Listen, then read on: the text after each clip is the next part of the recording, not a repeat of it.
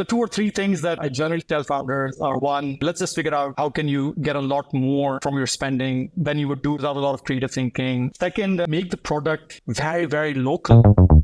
Mudassir, I am so excited for this. As we said, I've spoken to the who's who of the ecosystem, from Fadi to the Becco team to your co-founder Magnus, Adib. Thank you so much for joining me today, though. It's a pleasure to be here. Now, I would love to start with a little bit of context. I always believe, and I'm a bit of an armchair psychologist, but I always believe that we're a function of our past. And so when we think about that, what do you think you're running from to start with? Yeah, it's a good question. Look, I grew up in Pakistan, in Karachi, in a very humble middle-class background. And if you've been to Karachi, you know that life is full of friction, a lot of daily challenges, basic things like water, power, safety. It wasn't easy. So I think one thing that I've learned over the last few years is to just be resilient, just to make sure that nothing can bring you down. So if I'm running for something, I'm probably running from a lot of daily friction in life that can take away from people's potential to achieve things that are aligned with what they're capable of achieving. Can I ask you, you said there resiliency. If bad things happen, hard things happen, challenges occur. When they do, what does your resilient voice in your head tell you? The first instinct these days is to figure out what can we do to overcome it. And the second thing is, okay, what's the silver lining in it? Every challenge, as we know, is an opportunity. And if you look hard enough, you'll find that silver lining that can actually become a source of growth or something that makes you stronger. Yeah, those are probably the two things that come to mind when challenges occur. I love that, and I'm totally with you on the silver lining. I always try and do the same. I want to move to the founding of Careem. We were with McKinsey before, and then we decided to co-found Careem. What was that aha moment, and what was that founding moment for you and Magnus with Careem? Like most people who run into a problem and they have a moment where they feel that something can be done better, I don't think we had that moment, but there were two things that happened that created a desire to build something. And more important thing happened in Magnus's life, where in 2011, a year before we started Careem, he had a bleeding in his brain that almost took his life. And as part of the reflection that he went through on life and what he had done in the first 30 years of his life, he promised himself that if he survives, he will call himself Magnus 2.0 and build something big and meaningful. And on my side, something much less dramatic. As part of McKinsey, we were trying to open the office in Pakistan, which is where I'm from. And I realized as part of that process that as a country of 220 million people then, we haven't built large and lasting institutions. At that time, 2011, there was only one company outside of the National Gas Company and the National Oil Company that was worth more than $1 billion. And I found that a little bit embarrassing because, of course, I spent many years in Silicon Valley before that. Every 100 meters, there are companies that are way larger than that. Magnus, I joke around with, you grew up in Sweden. For a nation of 9 million people, you guys have produced many large and lasting institutions. So what the hell are we doing wrong in my country, in this part of the world, that we haven't been able to build those large and lasting institutions? So when Magnus came and said, let's build something big and meaningful, it was very easy for me to subscribe to it. And then we said, let's figure out what can become big and meaningful. So as diligent consultants, we made a list of all the problems that we had faced in the region. We made a list of ideas and ranked them on size of opportunity and how meaningful they could become. And then somehow transportation came up, which is something that we had faced day to day, week to week as consultants going around in the region. There wasn't an immediate angle which made it look meaningful until we got close to the captains or drivers and understood that their lives are very, very difficult in the way they serve customers. Many of them don't know where the next earning will come from. Their families that are typically in Pakistan, Bangladesh, India, that depend on we realize that a firm that can help them earn a predictable income in a respectable manner, and this could be quite meaningful. So that's really where we started into Careem. To start it as a corporate car service before it became a ride-hailing service and before it became a lot more than ride-hailing. I've got so many questions. This is going to be a great discussion. I agree with you on the lack of huge billion-dollar companies. Why do you think that is? There are, of course, many reasons, but it boils down to two things. The first thing is what I mentioned a little bit earlier, that there's no shortage of potential there is a lot of friction in daily life, Harry. When you wake up in the morning, one of the things that you have to worry about is to make sure that there is water in the tap, which you can use to take a shower. If you're lucky, after getting water in the tank that can power your shower, you may or may not have power or electricity.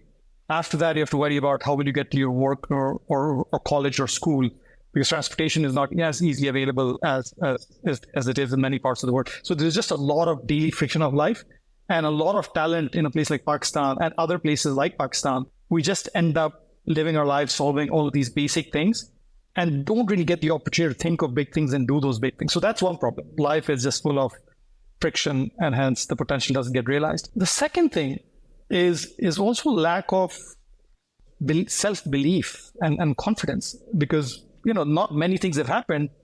A lot of people don't even believe that they can build big things. So it really has become a little bit of a vicious cycle where since it's not been done, I don't think it can be done, and I'm not even going to be trying. So a lot of people, talented people, when they graduate from college, they aspire to join multinationals or leave the country and join companies outside. They don't necessarily aspire to become entrepreneurs. So I think between life being full of friction and the lack of self-belief, confidence, inspiration has created an interesting paradigm where not many people are trying, and hence it's not happening. I used to be very agreeable, and then I realized that actually I had some of my own opinions. I found two things quite unique though. One is like in Pakistan, maybe you disagree with me, and if you do, please voice it. People want others to fail. It is a unique ecosystem where they see someone succeed and go, "You don't deserve it. You don't deserve it. I should have what you have. You stole it. There must have been corruption. There must have been fake." And then you have political risk. You have currency risk. You have economic risk. Why on earth would anyone invest in that country when a business is hard enough to build? And then you throw in that combined. And I'm like, one, if no one wants anyone to succeed, it's never going to work. And two, if you don't have the money to invest, it's never going to work. And those are the two reasons for me. Look, as we discussed, every problem is an opportunity. So the fact that not many people are trying and not many people are investing has created a bit of a void, right? Where there are 220 million people, actually 250 now, based on the recent count, and they still need to lead their lives. They still need to solve the same problems that people in other parts of the world need to solve. Since there are not many companies globally and many companies locally solving those problems, the companies that end up solving those problems and making the effort, they just have a more open playing field to do well. So if you look at a lot of local businesses, even in the traditional sector versus the digital economy that we spend a lot of our time in, man, local businesses have done really, really well historically because they don't get a lot of competition from outside, and even inside, the competition that you get is generally not as formidable. So there is an opportunity. Now, of course, to your question on why are the problems there in the first place, we've built companies and we know that as leaders of companies, we can create a horrible culture in a company that is going to create all the kind of things that you were describing. But like I said, there is opportunity in this madness, which is why I personally am an investor in the right teams and the right startups. Oh, there totally is. And please, can you send them to me when you do invest as well? That would be gratefully received. My question, final one before we dive into incredible stories we have. You mentioned that kind of consultants coming at the problem, mapping it out. We're told that, you should always have this innate passion to solve this problem that you've had since childhood. And it should be this romantic ideology. Yours, no offense, sounds quite analytical and rigorous in a consultant way. Do you need the passion and the romanticism that we're always told? Or do you not? I totally believe that you do.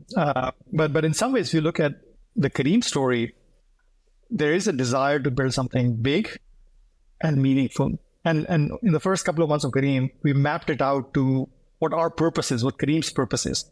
And that purpose ended up becoming simplify the lives of people and build an awesome organization that inspires. Just based on the problems that are described, why these things have not happened in the region. Simplify lives so that people have simpler lives and their potential can get freed up to do big things. And secondly, let's do something in a way that creates inspiration, that creates others to aspire to do similar things. So the purpose of Careem is to simplify lives and build an awesome organization that inspires. And it is this purpose and the institution that comes out of this purpose that has created passion in Careem. And I often tell people that every company, every startup does something really, really well. And they probably do many things not so well. And the things that they do really well overpower the sins and the deficits. The thing that Careem does really, really well, more than anything else, is the gift of purpose. If you ask any person at Careem today what Careem's purpose is, you'll get ditto the same answer. And this is a source of passion. This is a source of resilience that keeps Careem going. I spoke to 17 people before this show, if you can believe it, and I heard some incredible stories, like fantastic stories. And so I wanted to kind of play a story time game where I'm going to give you a hint and you're going to unpack the story. And I don't know these stories, to be clear. So I'm going to start with one from Magnus, your co-founder, and it's tell us the story of how Careem in the early days used SMS rather than a mobile app to process bookings. So this is summer 2012. And as you can expect, summer is a very slow time in the Middle East. It gets very, very hot. And this is the time when a lot of captains don't have enough work. They're not as utilized as they normally are in the winters and in good weather. So we start the business in July. Just so I understand, captains are drivers? Captains are drivers. That's a word that we use to call drivers because we just want to pay them respect. And we also want to make sure that they understand their responsibility of carrying other people in the car and for their safety, just the same way that pilots and other captains are. So we started the business in July of 2012. And we mapped out what does it take to launch the service with an app on the captain side, with an app on the customer side. But we realized that it's going to take us 4 or 5 months to get this thing out. And by the time we get this thing out, captains will not need work from us because they'll be quite busy with their existing work. And it's going to be difficult to get the captains on board. So Magnus came up with this brilliant idea that why don't we figure out a way to go live in the next 6 weeks while summer is still here so that captains will be more open to working with us and it'll be easier to acquire them. Now, of course, you're not going to be able to develop an app and figure all of these things out in such a short time frame. So what we ended up doing was we ended up creating an SMS app where captains, of course, they all had feature phones, as we used to call them back then. Every time they would get a booking from us, when they were going to pick up the passenger, they would send a message, see, I'm coming to the customer. And as soon as our systems would get the message, we would trigger a message to the customer saying that your captain is on the way. When they would arrive, they would send another message. And then we'll tell the customer that the captain has arrived. And when they were starting a trip, we would have them send their car mileage, the current odometer reading. And then when they were ending the trip, the same ones, we calculated the distance they've traveled. And on the back of that, we would price the trip. So it was very, very low tech, but it got us out there very quickly. And of course, captains were looking for work. So many of them started working with us. Service was available for customers. And it really gave us a flying start in Dubai, which is where we started. Did you have product market fit from day one? The short answer is no. And you never do. Because we've launched many products now in the last 11 years. And almost nothing has worked on day one as we expected. So I remember we launched a service. We have many captains that are waiting, but there's no one booking a ride. So we end up calling our friends. Hey, these guys are waiting just for free. Try it out. But even then, people were not using it because they had existing arrangements that were taking them around. But what you end up realizing is you have to be very focused early on. You have to go after as narrow opportunities as possible. So we realized there were some use cases, for example, where people were not able to use their own transport. Going to the airport was one of them. So we launched an airport promise that if you're more than 5 minutes late, the trip would be free. So we went after that use case. We went after corporates, which was our initial business to begin with, but we made sure that they were getting the right quality of service, the right levels of reliability. That ended up becoming a huge source of revenue and profits in the early days before we were able to raise money. So it took us a few months to get this thing going, but it didn't take us very long before the growth started showing up on the platform. You said barely anything works on day one. Can I ask a hard one?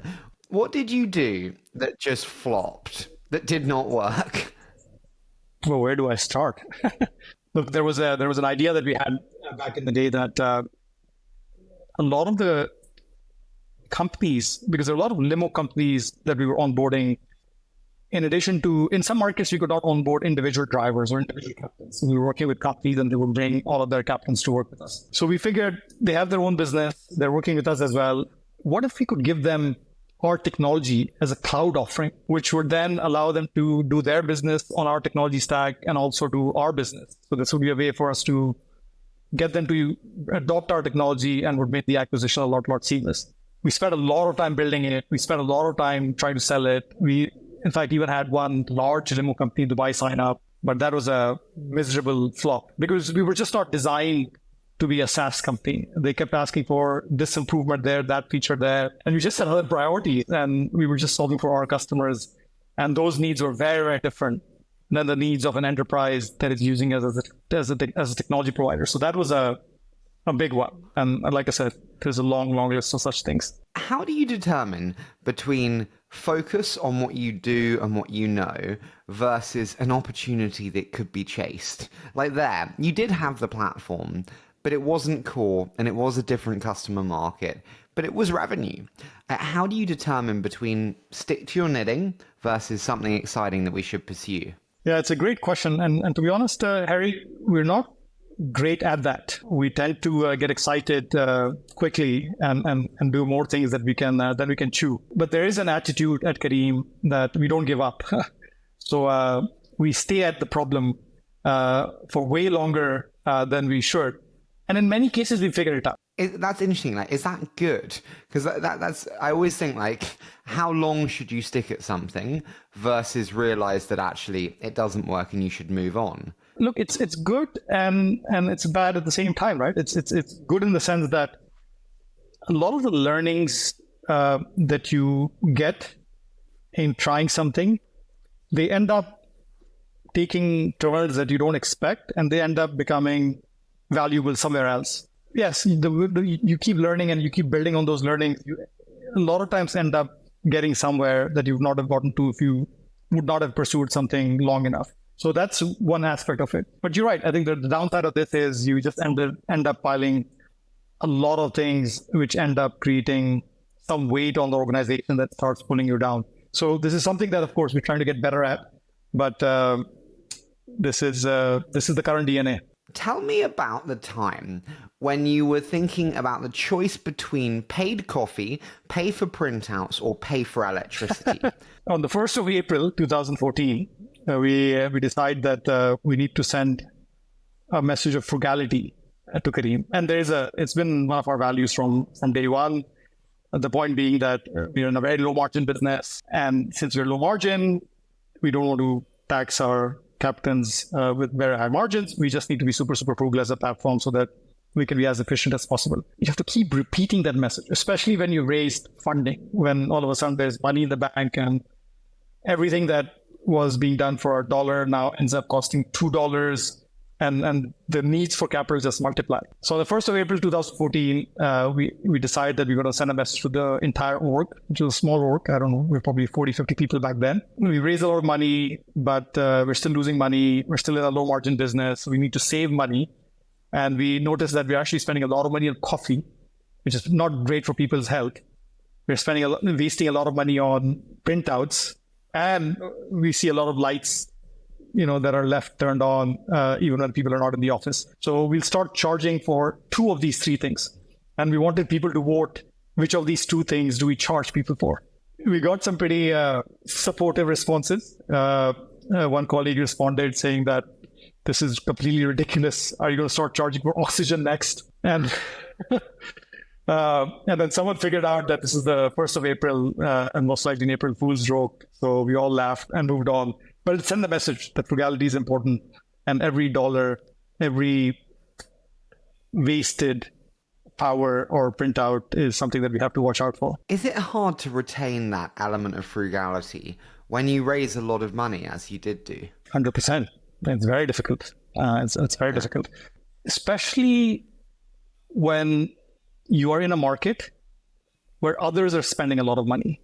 We used to have this concept that every dollar that we spend has to match the $5 that our competition is spending in our market, because we were outfunded. And if you need to compete with much less funding, your dollars just need to stretch a lot more. And marketing which as a consumer platform you need to spend and invest money in, is an area where we felt we would never be able to spend big dollars on marketing because it's just very expensive. So what we would try and do is we would come up with viral concepts that just spread on their own. And we did a lot of crazy things. You may have heard of this slingshot video in Dubai where we basically threw a man from one tower in Dubai to another tower, and turned out that he misses, and everyone thinks, including the intelligence in the city, that someone has died, where this was a publicity stunt. It ended up going viral. I think Elon Musk tweeted that as well. And we ended up creating tens of millions of dollars of publicity through a very simple video. In Pakistan, when we were launching the motorbike category, we bought a small billboard that basically told women in the country that if you want to run away from your wedding, you should call a Careem bike because we come quickly and we make you run away, which got us into trouble with a lot of people in the country, including the religious segment. And our MD in Pakistan at that time had to leave the country just to make sure that he was safe, and so on and so forth. So we've done a lot of these crazy things that have just made our dollars go a much longer way than competition dollars. Can I ask, what would you advise founders, having been through that process where your dollars are so outcompeted by other people's dollars, they're so outweighed, what would you advise founders when they have much smaller budgets than their competitors? I hope that the excesses of the last 15 years are behind us. So hopefully we're not going to have many situations where those kind of decisions will have to be made. But the 2 or 3 things that I generally tell founders are, one, similar to on the marketing side, let's just figure out how can you get a lot more from your spending than you would do doing things traditionally, or doing things without a lot of creative thinking, or doing things which other people are doing. So I think that's one element that you can optimize. Second, make the product very, very local. And a lot of times you end up competing with companies that are coming from outside that have access to capital from a different market, and they're just able to spend a lot of money, which is what happened with us. So make sure that your products are able to sort of outcompete the funding thing. So I'll give you a basic example. Early in Saudi Arabia, which is of course the largest market in the region, not many people at that time had credit cards, or even if they had credit cards, they were not able to use credit cards. And people just preferred paying in cash. So this was something that we spotted very early on, and we said, let's enable cash payments. And while Uber was spending a lot of money in that market, but they were not able to use the service because just they didn't have the cards to pay for the service.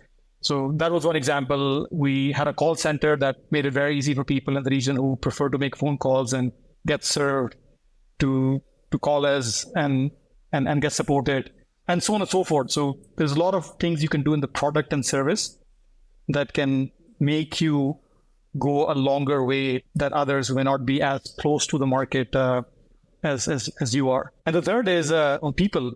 I think that's, it's all about quality versus quantity, right? Rock stars are twice more productive than average performers. So let's just make sure that you get the right talent on board and focus on the quality of that talent versus the quantity. Can I ask you, we're going to get into funding. What do you tell investors who go, oh, Mudassir, we think you're great company, but we don't want to invest in a company that's going up against these behemoths? How do you explain that to investors? Yeah, look, I think we had to, right? So in some ways we were able to prove that it can be done. And the case was very similar to what I'm describing, Harry. I think we're just local. We are close to the market. We understand the needs of customers. We keep adapting our products to those needs, and we'll be able to prioritize those needs versus a global company that has thousands of other priorities that are sitting above the priorities for the region. So that's one big case to be made. Second, we also at that time had a very different approach in how we worked with local stakeholders. So as you may have heard, we have a joint venture with the Dubai government that dispatches taxis. It's a very unique kind of model where the government and a ride-hailing platform has come together in a joint venture and have allowed the dispatching of taxis in the market. We mentioned funding there. I've got another one for you. Tell me the story of an Airbnb bunk bed which is an interesting start. The night before raising $350 million back in 2016. How did that come to be? Our CFO back then, Ankur, he had this frugality DNA as well. So we were going for an investor meeting for the $350 million round in San Francisco. And he had booked these 2 rooms on Airbnb with bunk beds, which frankly was actually quite difficult for us to sleep on. So I didn't get much sleep that night. I'm not a coffee person, but I had more than my fair share of coffee just to make sure that I was able to present in that meeting and stay awake. And I think there was also one small thing there where we got to the meeting a little bit before the time of the meeting. So we said, let's catch up on sleep. So we had a small little car, I think Geo Metro or something similar, where we were sleeping in the car. And one of our investors who had come to meet us just to give us advice for that meeting took some pictures and sent them around. I absolutely love that. I mean, listen, it's an advert for 8 Sleep or Calm, but that's very funny. Can I ask, on the fundraisers, when you review them, which round was the hardest to raise? Actually, all of them felt hard at that time. But looking back, the first 2 rounds were probably the toughest because we were too small to go to global investors. And the region was very early in their sort of appetite for local startups. So there weren't a lot of people that were investing. So the first round came through sheer luck. All the investors that we spoke to, there were a handful of VCs in the region. They had turned us down, and then somehow one of them had a change of heart, called us back, and we were negotiating on the valuation, and they figured out a creative way to bridge the gap. But the second round was probably the toughest because we have some people. We have put 2.5 years into doing this, running out of money. First, Magnus and I put more of our own money into the business, but at some point we were not able to put any more money. We're still running out of money. We have a lead investor on the table, but that investor, the documents are just taking way longer to sign. And this is really where you see the beauty of the region come through. So I call our lead investor for that round and I say, Abdullah, this thing is taking a lot longer to close. We're out of money. We've already put our savings into the business. And he's like, how much money do you need? I said, $500,000. He's like, send me the bank account details and I will send it to you. No documents have been signed. This money comes from his personal bank account. A few months later, we're still in the same board. The documents are still not done. I call him again. Another $500,000 arrived without anything signed, without anything in place, and he sends it again from his personal bank account just to sort of bridge us to getting the documents done. So Careem has been a labor of love from a lot of people in the region. And there's so many stories like this, Harry, where people have come through when we least expected them and supported us to get where we are today. I spoke to Amir at Kota, who was at Becco before, and he said, was there ever a time when you thought that the company would die? And if so, which is the most poignant one? That sounds like one which is a stretch and a hairy moment. When you think back on others, are there any others when you and Magnus sat down and went, oh my God, how are we going to get through this? I think after maybe Series A, I didn't think the company would die. There was just a belief that we're onto something and it's going to be around. And it was a contentious process where there were some investors that wanted to sell and there were others that didn't want to sell. And it ended up creating a big divide in the board that made things quite challenging. And at that time, we felt that we were sort of left holding the bag. Everyone is sort of looking out for what they want. And there's a risk that we are going to destroy everything that we have built for the last 8 years. So that was quite stressful because we were sort of at the finish line, but we were just not able to get everyone to cross it with us. That's really, really hard. How do you manage a board effectively? And what do you know now that you wish you'd known when you started Careem on board and investor management? One of the things that of course, after the whole thing got done, I reflected on what we could have done differently. And board management was one where I felt we could have done a much better job. We were just so busy running the business, Harry, that we didn't spend a lot of time with our board, other than maybe a few people here and there. We could have been more proactive in building relationships, building trust. That would have then created currency that could have helped us at those moments. But then one concrete learning for me was let's have a chairman of the board that can help us manage the rest of the board, because it takes time, as you know. And if we can get someone that is well respected by everyone, that has got the time and the ability to help us manage the board, getting someone like that in place, and then making sure that we spend a lot of time with that person, and with that person manage the board could have been quite helpful. We tried doing that towards the very end after we reflected on it, but by then it was a bit too late and it wasn't necessary. You mentioned the acquisition and the discussion internally there. I want to take a slight step back, and obviously I spoke to many people. I want to start with the acquisition process and your first meeting with Dara. I heard I had to ask this. Take me to the first meeting with Dara. Where was it? How did it go down? The first meeting was surprisingly positive. It was a meeting that happened in Riyadh on the first FII. It was both Dara and Travis. And Dara had just joined or was going to join. And Magnus and I met both of them. And Dara just showed so much more respect. He mentioned his links to the region. He asked questions, why are we doing it? What are we doing it? What is our vision? From someone that was heading a company whose name was a 4-letter word at Careem. There were people at Careem that would not wear black because that color was black. So it was a very different relationship that we had with them before the deal happened. Fascinating to hear the contrast. How did the deal go down? I'd love to hear behind the scenes. They reach out and say, hey, we want to partner with you. How did that look? At some point, they, I guess, had decided that they were going to consolidate in markets where it made sense. That's where the China thing had happened. They'd done something in Russia, and Middle East was in that list as well. So they reached out to us. We had some discussions with them, but nothing made sense. And then when we were about to start our second last funding round, we were in San Francisco meeting investors, and then our CFO had this idea that maybe we should go and check on Uber as well, see what they're up to. It was just a catch-up meeting that ended up restarting the process. And of course, there are many reasons to do the deal, but there were also very crucial reasons not to do it. The thing that really made it happen at the end was Dara saying that you guys can continue pushing your purpose, keep your culture, keep your org. I'm just going to replace your shareholders and become a better shareholder.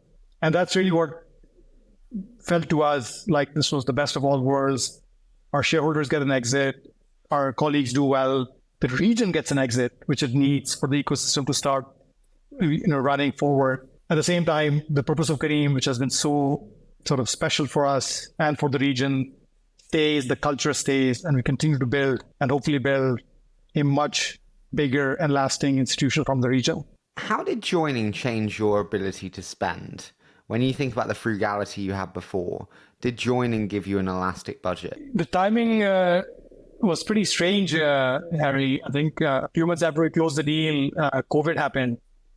And as you expected, our business was down 90%. We had to do a massive headcount reduction, and there was a lot of focus all of a sudden on profitability and becoming efficient. So things became, the whole environment changed dramatically, which also, now that you look back, accelerated the start of the delivery businesses and build out of the super app, which is what we launched in June 2020 at the height of the pandemic. And today, if you come to Dubai, we have 20 plus services, all the way from ride hailing to food delivery to grocery delivery to home cleaning to laundry to payments and so on and so forth. So a lot of the effort went into building things that were needed at that time versus the ride hailing business that was less relevant in that environment. Can I ask you, what were the reasons not to do the deal? Careem is quite special, Harry, and I don't say it because I was one of the people who started Careem, but I've been at startups before. I've been a part of founding team before, and these things generally start for relatively material things, right? Like people want to become rich. People want to do something that really people will look up to and inspire others. But Careem got lucky in the sense that Careem's start was a result of Magnus's near death experience and the desire to build something big and, more importantly, build something meaningful. that's a gift that keeps giving. And as a result of which the purpose of Careem came about, the passion for that purpose came about. We felt that it would be a shame to lose such a unique and special start to a competitor who's most likely going to merge it eventually, and the Careem brand and the Careem purpose and the Careem culture will disappear. It felt like a huge loss. And I remember when I was talking to the night before the deal, of course, I had to tell some of our leaders that this deal is happening. And one of the leaders I spoke to about the deal, his exact words to me was, "This is the worst amount of money that I'm going to make. How can you do it?" And there were many people at Careem who were not happy that we did this thing, even though so many of them did really, really well financially, but they were just not happy that this could mean the end of something special that could have been and should have been the Google or Amazon type of institution from this region over time. Do you think it did cut you off at the knees and prevent you being the Google or Amazon from the region? Not at all. Uber and Dara have been incredible. I think they have supported our vision. They have funded the vision. And as you probably heard, we have done a spin out thanks to their help with some regional investors on board now that is restarting the entrepreneurial journey to build that lasting institution from the region. Can I ask, what does your relationship look like with Dara today? It's great. I look up to him. I respect him a lot. And I hope some of that is mutual. I'm sure it is.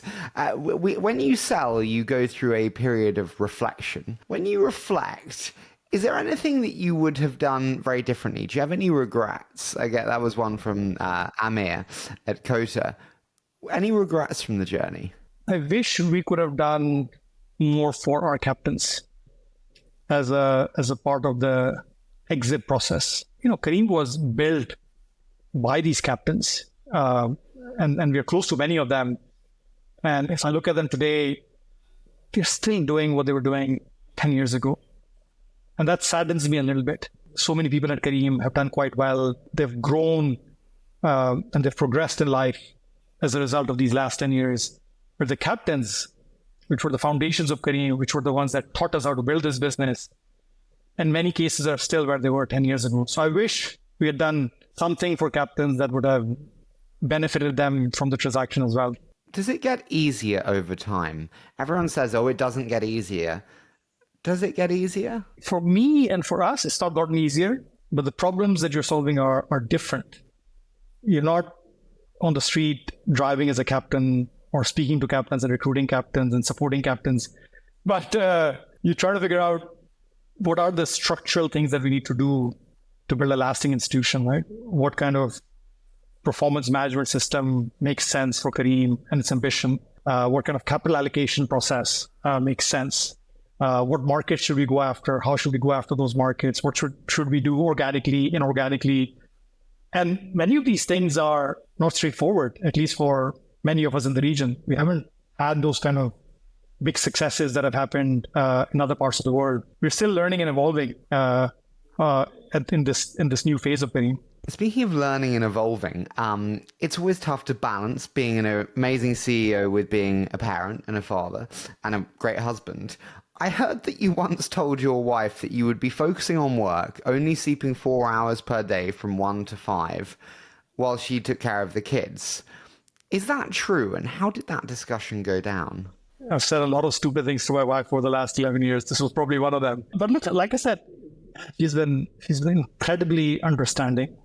And not just understanding, she's been very, very supportive. I've been working so hard at Careem for the last 11 years, and before that at McKinsey, and before that at other places. The only friends I have generally are the people that I work with. Since I don't stay in touch or don't have the time to stay in touch with others, I lose that connection over time. When we started Careem, and when we start any service at Careem, she's actually been the cheerleader for those services. So when we started the ride-hailing business, she was part of the forum. She was spreading the word about those services to her friends. When we started payment service, she did the same. When we started food delivery, she was doing the same. So she's actually been an early marketeer of many of our services. And that's been incredible. And yeah, it's been great to see. Can I ask, on parenting, what do you know now that you wish you'd known before you had your first child? You realize that every minute is an opportunity for you to teach them something, because they do so many different things, and some they will do right and some they will do wrong. And if you're not there, then you're missing on opportunities to show them the right way. So it feels like a lot of hard work if you want to do it well. How do you do that while also being a rockstar CEO? What advice would you have for me? I work intensely like you. I want to be a good father. How do I do both? Marry well. I think that's 80% of the problem is just finding the right person to marry. And then become intentional about parenting. Okay, what is your responsibility? What is the other person going to do? So Sabah, my wife, she was very clear with me that there are 2 or 3 things that she would like me to focus on with respect to kids. Financial education was one of them. And there were a couple of other things that she delegated to me. So then over the weekends, I put some things in place for me to start coaching them on those topics. Yeah, having a discussion on what's important, what she will do, what you will do. Try your best to do what you need to do. And that's not easy either. Final, really personal one, I promise. Money does matter, and people like to pretend it doesn't. I think relationships to wealth are quite important. How do you think about your relationship to money today, and how has it changed over time? Well, there are probably 2 or 3 things that come to mind. One, my lifestyle hasn't changed too much. I'm still living in the same house that we lived before, largely driving similar cars, travel similarly, and so on and so forth. So we haven't done too many changes in our life. We don't think that money should change our lifestyle too much, because we want to make sure that our kids get the right upbringing, which gives them enough hardship that makes them resilient over time. So that's one. It's also a huge source of responsibility, Harriet. We live in a region where, of course, you can live in Dubai and it's very different, but as soon as you step in a country like Pakistan or Egypt or Lebanon, you do see a lot of suffering around you. And you feel like somehow, for some reason, you were chosen to be given wealth, and it's not something that you deserved or you have it for yourself. You need to somehow step up to the responsibility that this brings.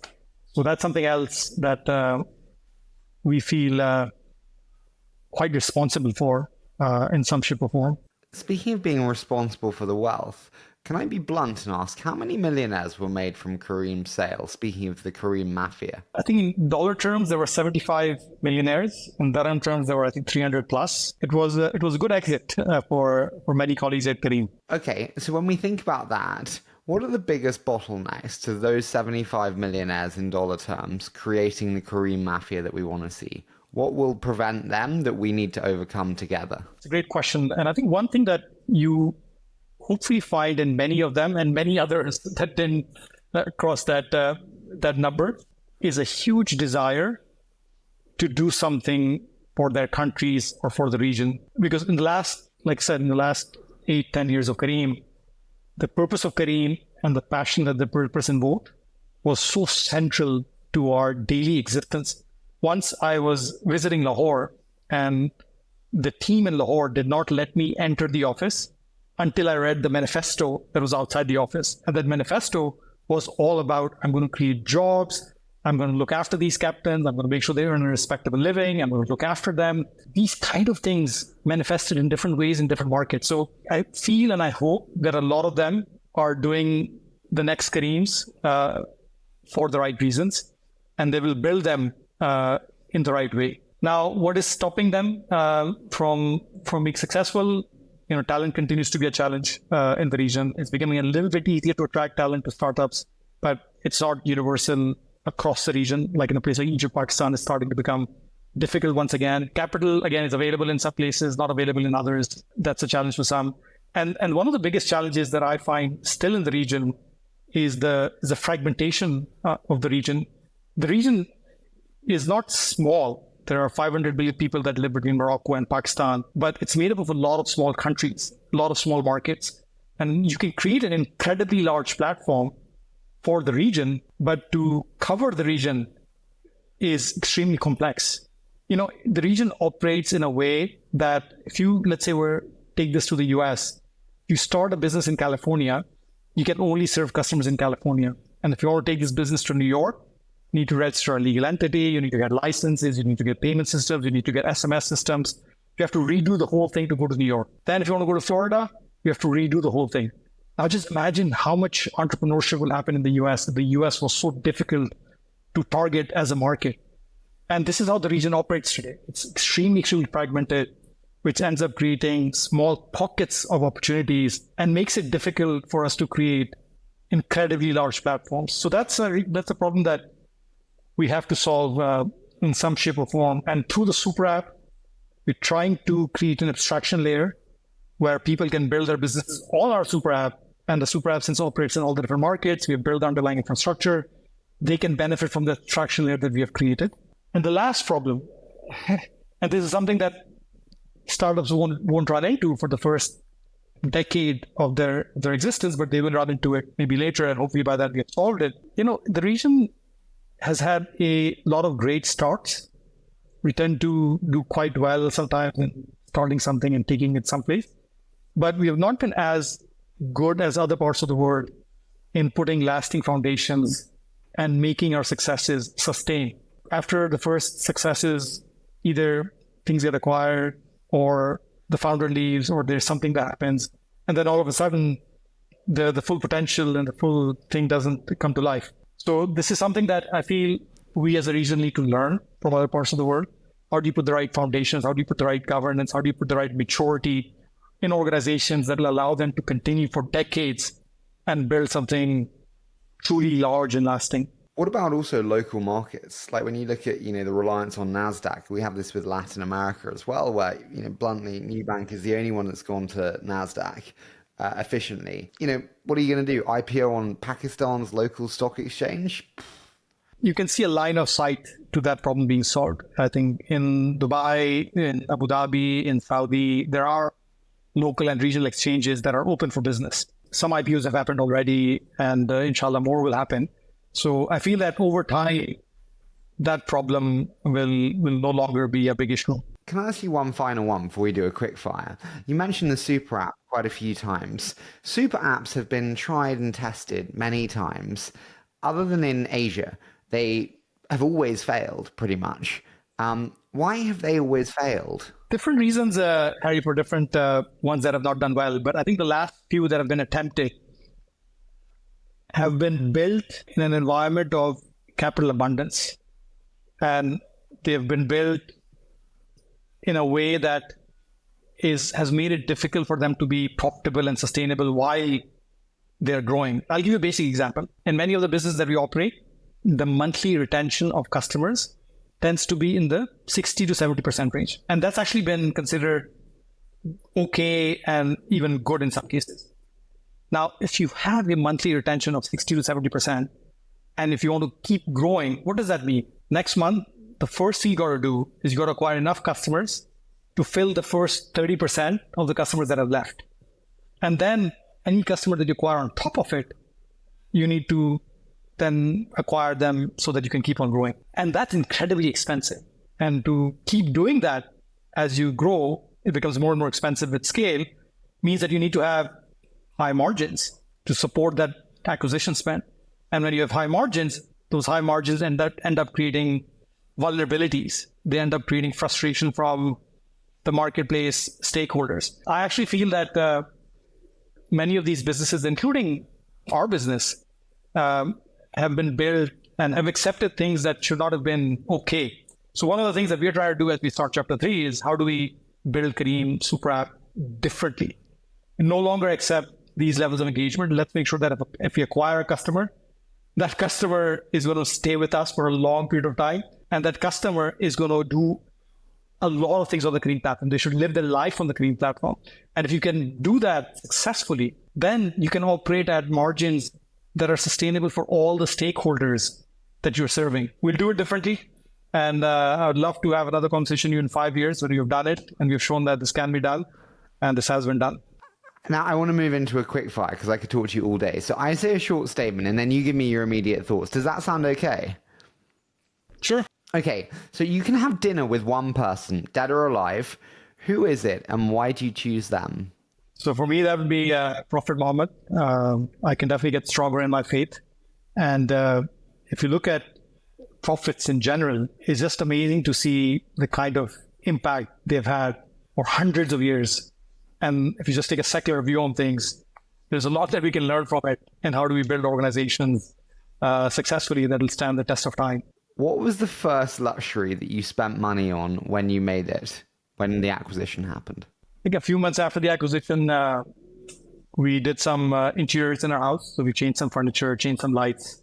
Wasn't a big deal, but it was probably the first thing that we did. Oh, Jesus. Sometimes I miss American guests. They're like, I bought a Learjet. And you're like, I got some new lights. Good. I'm glad that, the interiors were upgraded. What do you know to be true that others do not agree with? One thing that we have believed for some time is that if you can dream something, there's a good chance that you can get there. There is this power of manifestation that gets unleashed when you believe something big can be done. You start thinking differently. You start attracting other people who get inspired by that dream. And then magically it starts to come together. What have you changed your mind on in the last 12 months? Like many people, remote working is a topic that we're still learning and evolving on. In 2020, we thought this is going to absolutely work and we don't need to come to the office anymore. We now believe that with the way that we collaborate and with the state of technology that is available to us, there is still a lot of value in bringing people to the office and working together. This topic will probably evolve again as technology gets better, people and old habits change. But at the moment, I'm starting to lean toward getting people to the office a little bit more than what we believed in 12 months ago. I actually made it 5 days a week for everyone in our companies. And actually, Really? It's so much better. It is so much better. And if they don't like it, that's fine. That's not for them. They don't need to join our company. Yeah, definitely. Happier mental health as well. Did not necessarily expect that. Like, we have a happy team because they are together. Tell me, if you could be CEO of any other company for a day, what would it be? I think maybe not a company per se, and many of the countries in the region, Harry, including where I come from, Pakistan, there are some obvious things that need to be done that will put us on a different path of growth. But those things are just start getting done because there are a lot of vested interests and there are difficult decisions that will create a lot of unhappy people and collateral damage. So if I could do anything on one day, I'd probably make a list of those decisions, make those decisions, and then be the bad guy and let the change of the decisions put us on a different path of growth. What 3 traits would you most want your children to adopt? Integrity is foundational. And then beyond that, shooting for the moon, which is ambitious. And then perseverance, don't give up. What did your wife say when the Uber acquisition deal came through? Don't remember now, but she probably said something along the lines of, hopefully we'll see you more often now. Okay, final one. Careem in 10 years. We do this in 2033. Where's Careem then? So Careem should be a household name in the region, all the way from Morocco to Pakistan. And the service should be used by everyone in the region on a daily basis. Their quality of life is radically better as a result of Careem. And as a result of all the friction that we've taken away from their daily life, people are doing more meaningful things than figuring out how to get water and transport to live their daily life. Mudassir, as I said, I heard so many great things. Magnus gave me the best stories. I'm sorry for slightly diverting away from the topics mentioned, but I love this. So thank you so much for joining me, and it's been fantastic. It's a pleasure to finally meet you, Harry.